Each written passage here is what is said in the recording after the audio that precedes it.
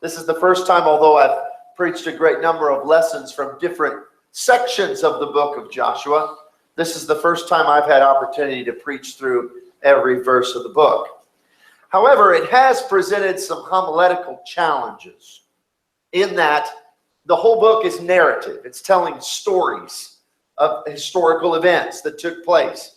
And some of those lend themselves naturally to theological instruction and messages. And others, you look and you try to ask the question, what is the point of this for us? I mean, we know historically what happened, but what does God want us to see? Because I believe that every word of the Bible was recorded because there were so many other things that Bible characters did that weren't recorded. So why were these words recorded? Why were these events recorded? I believe that every word of every one of those stories was recorded because God knew it would have benefit in your life and in mine, right? So the difficulty sometimes is to mine that benefit out of some of these a little more obscure type of stories. Well, tonight it was particularly challenging this week because this text that was read for us a few moments ago is the very text that we used to kick off this entire year.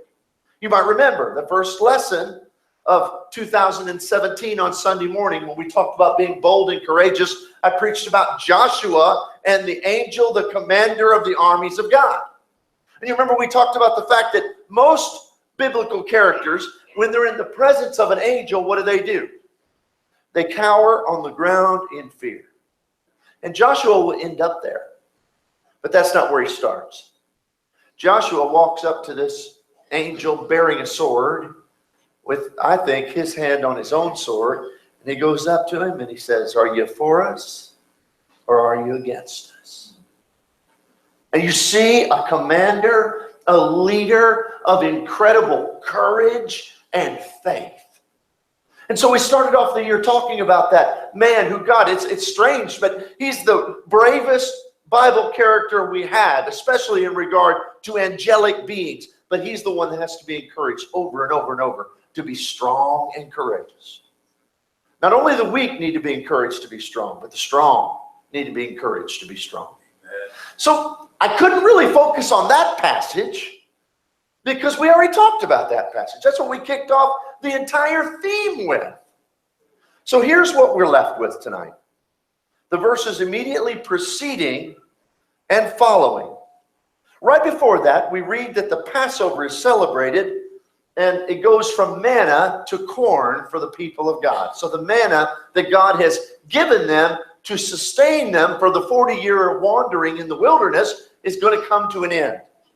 And then in the first few verses of chapter 6, we read about the setup or the instruction of how they're going to find victory at Jericho.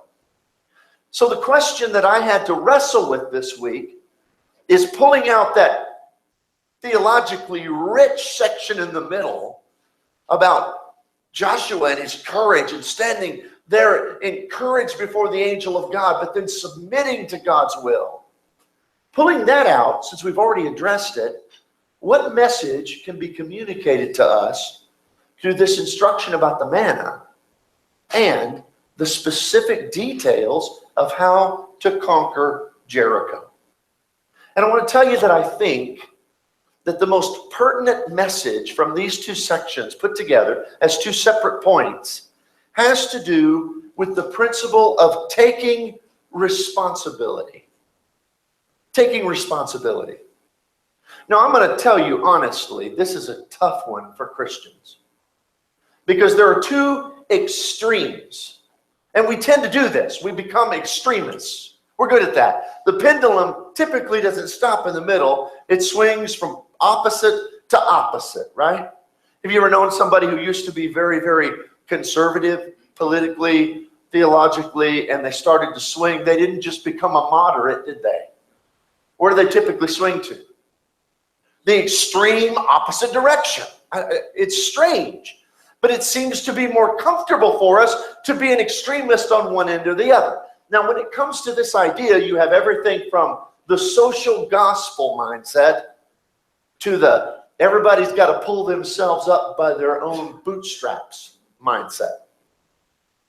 And both of them are unbiblical.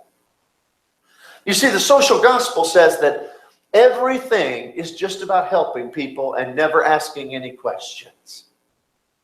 In other words, we should be, in fact, our Christianity, according to the social gospel, would be more about feeding the poor and clothing those who don't have clothing and things of that physical nature. And they would quote passages which are absolutely true, where Jesus would say, I was hungry and you gave me something to eat. I was thirsty and you gave me something to drink. I was in prison and you visited me. And therefore they say that is the heart of the gospel. Here's the thing.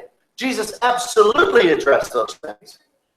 That is indeed a part of true and undefiled religion, to take care of the helpless, the orphans, and the widows. And we can't call ourselves a Christian if we don't. But at the same time, Jesus primarily came to seek and to save the lost, and physical things are always,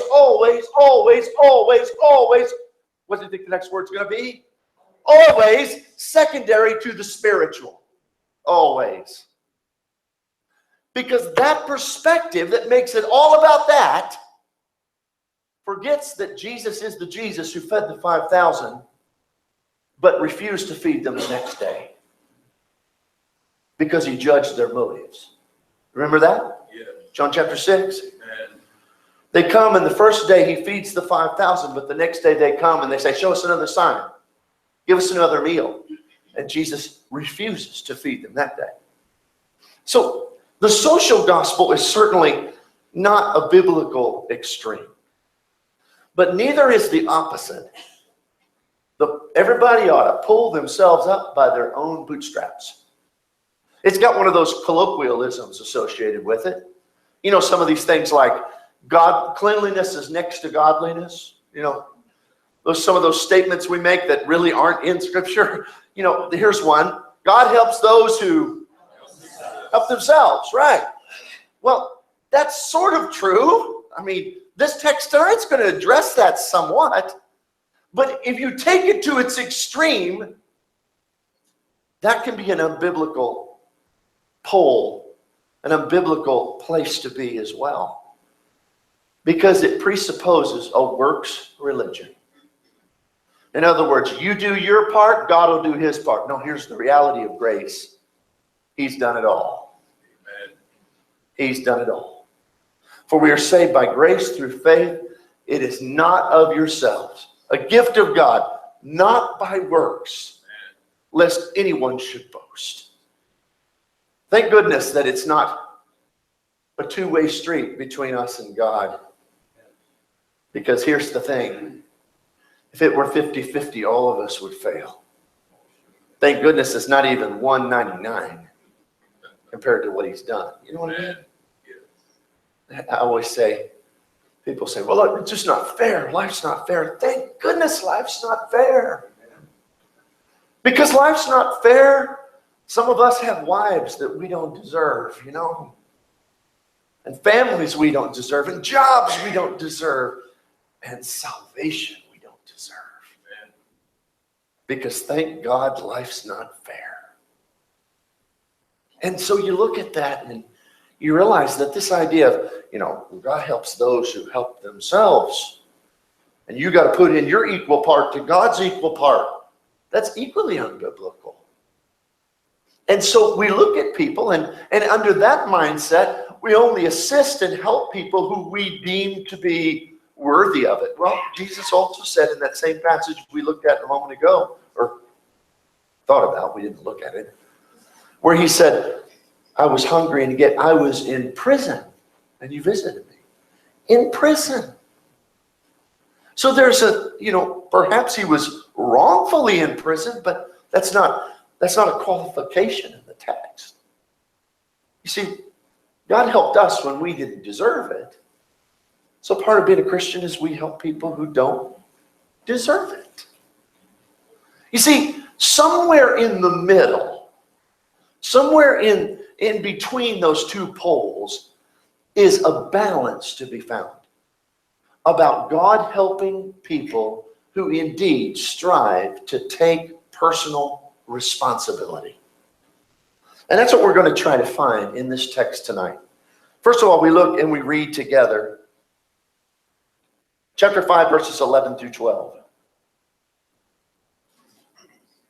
Joshua chapter 5, verses 11 and 12. And they ate the produce of the land, and the day after the Passover, unleavened bread and parched grain of that very same day. Now the manna ceased on the day after they had eaten the produce of the land, and the children of Israel no longer had manna, but they ate the food of the land of Canaan that year. Now, this is an interesting passage to me, because in essence, you have an entire nation of millions of people who go off of guaranteed assistance. You do. You understand? Now, not that they aren't relying on God anymore, but it's not with that same level of regularity and lack of participation. I mean, they've been waking up in the morning and walking outside, and guess what's been laying on the ground? Manna and quail. And we've had some of that recently. It's pretty good. And so they had, I'm sure they got sick of quail sandwiches for 40 years. But they've been given this by God over and over and over. And you know what they had to do to get it? Breathe. That's what they had to do to get it. And stay faithful with the Lord. So God has just been giving them this and giving them this, and which made sense because they were wandering in a desert. Now they're not in a desert anymore. They're in a land that's flowing with milk and honey. They're in a land, you remember the spies went and they brought back grapes, and they were weighed down with the tremendous fruit and the bounty of this great, glorious place God has prepared for them. But here's the thing. Regardless of if it's, and I'm sure they're happy, thrilled not to have quail sandwiches after that being all they've ever had their whole life. But here's the thing. All they had to have for the quail sandwiches is to walk outside and pick it up. But you know what they're going to have for corn? They're going to have plows and seeds and oxen and work. And you know what they're going to have for grapes? They're going to have to plant rows, and they're going to have to build whatever those structures are that you have to build to have a vineyard so that the vines could grow. And they're going to have to go out and they're going to have to pick them.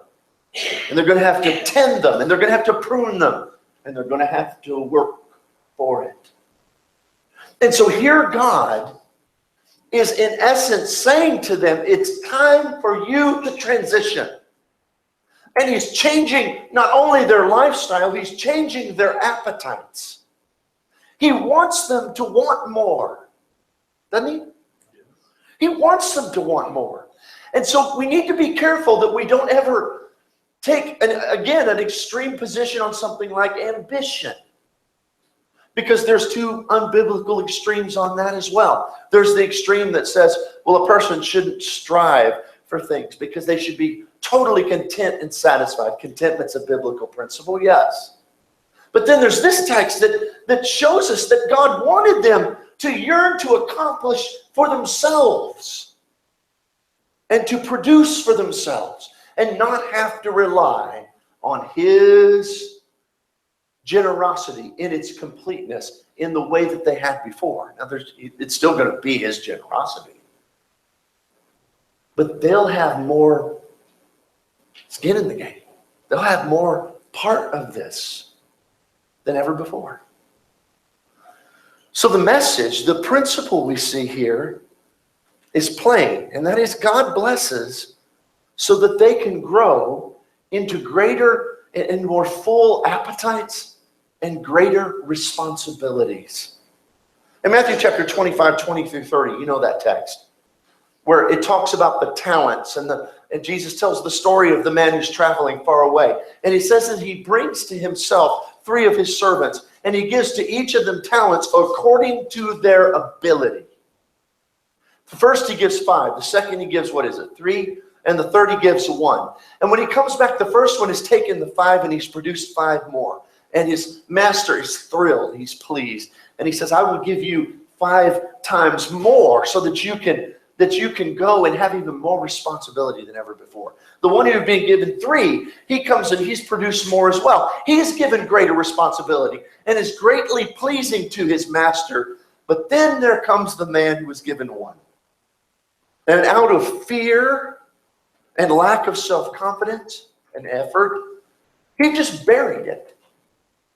And so all he brings him back is the 1. And he is called an unfaithful servant. Now here's the thing about that story. It requires some interpretation. And as I interpret it, I read something there that I think is a powerful message. It's not about productivity. Because here's the thing. When you put forth effort with God as your partner, productivity is a given. The problem with servant number 3 wasn't that he only brought back the 1. It's that he brought back the 1. He should have brought back 2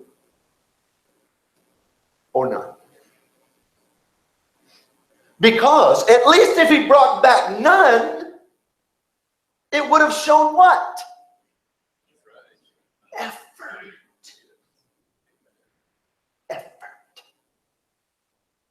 But he brought back 1. Because he didn't do anything. And this is the same principle. Once those men, when they came back and they said, look what I've produced, he gave them more responsibility. God wants to bless us with more than we've ever been blessed with, because he wants us to step into those blessings and take responsibility. That's the life cycle of the Christian faith. That you start as a Christian, and as a newborn Christian, a newborn babe, you struggle. You will. But then as you grow and as you progress in your faith, he gives you more. You're blessed with more. You step into more responsibility. Folks, if we don't follow that life cycle, we'll never have shepherds in the future. If we don't have younger men right now who are striving to step into more responsibility. In Hebrews, the great text in Hebrews where he talks about growth from Hebrews chapter 5.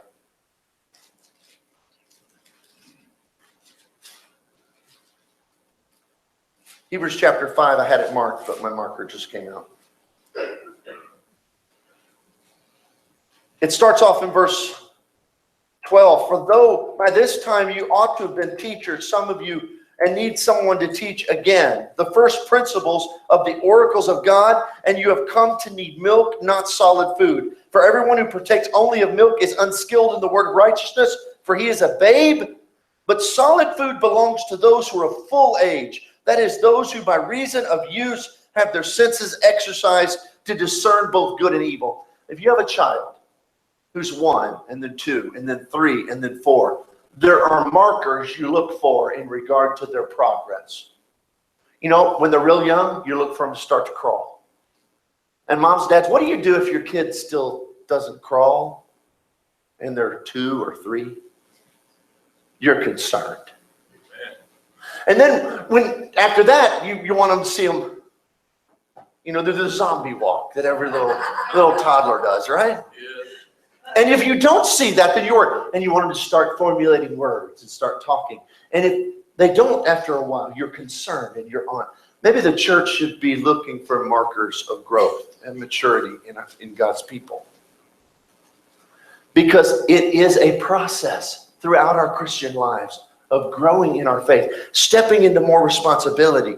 God telling us, I've been giving you manna, but I'm going to pull that back. Not because I don't want you to have it. Not because I don't want you to have it. But because I want you to step into more, better, fuller, more mature appetites and more mature responsibility. So God wants them. That's clear from this text. He wants them to be blessed so that they can grow in greater responsibility. The second thing we see is in chapter 6, the first 5 verses. Immediately following that great story with Joshua and the angel, it says, Now Jericho was securely shut up because of the children of Israel. None went out and none came in. And the Lord said to Joshua, See, I have given Jericho into your hand, its king, and its mighty men of valor. You shall march around the city, all you men of war, and you shall go around the city once. This you shall do for 6 days. And the 7 priests shall bear 7 trumpets of ram's horns before the ark. And the 7th day you shall march around the city 7 times, and the priests shall blow the trumpets.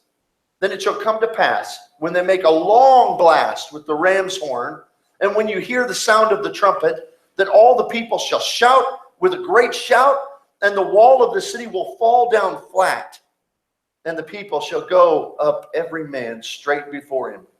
So Joshua the son of Nun called the priests and said to them, take up the ark of the covenant. Now, in this we have the basic instructions of how to take the city. And the only reason this text is unique or special is because this is a really weird way to take a city. Okay? They're already following the general protocol of conquering another city. It says they have shut them up in the city. They've surrounded them. Nothing's coming in, nothing's coming out. So general protocol is, okay, let's set up our tents and wait. And eventually, Jericho is going to give up. Because that's typically what would happen. But God says, no, we're going to do this different. We're going to do this my way, and I'm going to bring swift and utter victory to my people. But the message I think he needs, now remember, this follows right on them no longer having that manna, that security blanket, that assistance from on high that they've been living on for 40 years. Now he tells them, I want you to take a city, and it's going to be done in a totally different, totally strange way of anything you've ever heard of or anyone's ever seen. But here's what you need to do. God expects them to take initiative in submission to his will. Now, what's important about this is the reality that God was going to bring the victory. I mean, it wasn't the marching around and the blowing the trumpets that made the walls fall. It was God. But it took them marching around and blowing the trumpets exactly as he has prescribed, in partnership with God's incredible glory and power. It required that they take initiative and follow in obedience. You see, this work is not about accomplishment. They weren't to do that so they could get glory. It was so they could bring glory to him. And as we think about this idea of taking responsibility, God could have just said, Joshua, step back, the walls fall, and they just go in and take the spoils. But no, for 7 days, they had to go through what I'm sure they thought was a silly procedure. And God's telling them, I want you to do it exactly this way. And this is what I will do in response. Now, that tells us something about initiative. We're supposed to step up. We're supposed to work and to do according to his will, without complaint, believing that he'll keep his promises. But it still requires us to do something. Now, is that salvation by works? No. Because there was not an Israelite. There was not one of the millions of Israelites who believed in his heart, well, I'm going to walk around this city 7 days, and then God better bring down those walls because he owes it to me because I did my part. That would be ridiculous. Because their part was like this, and God's part was like this. And that's the way it always works, folks. When he asks us to obey, as we trust and obey, and God pours forth blessings spiritually, physically, in regard to the church, in our lives, and eternally, without a doubt. Anything God asks of us, anything he asks of us, even if he asks you your life, is only this much compared to all that he's done. And so, yes, he's telling them, it's time for you to step up and be the people that I've always wanted you to be, that I've expected you to be. It's time for you to take that step of growth and maturity. It involves these two things. First of all, You have to get out of that just reliance, and you have to grow. You have to stretch your appetites and therefore stretch your responsibilities. And you have to take initiative. And I'll do the heavy lifting, but I do expect of you to listen, and because you love me, and because we're one, to follow and obey. Well, I think those messages are still relevant now as much as they've ever been. Because the truth is every one of us is going to face challenges. You can call them a Jericho if you want to. And sometimes they're far beyond our ability even to understand how we could ever find victory. Here's what you do. You step into more responsibility. You'll be uncomfortable sometimes, but you decide to try to grow anyway. You take the initiative and you obey, and you leave the big walls that need to be torn down to your God, who's big enough to win. Tonight, if you're in your life, if you're facing some walls of Jericho, they're all different kinds. There are things in our life, material things, physical things, financial things. There are health-related issues that are hard to face. But even more so, sometimes there's spiritual walls that we know need to be torn down. First step for you tonight may be to be willing to take the next step yourself. Instead of just sitting back and waiting, take some initiative. Decide if you need to repent, if there's some things in your life holding you back, decide to make a change. Decide tonight. Take the initiative so that you can, in obedience, allow God to keep his promises and bring about victory for you.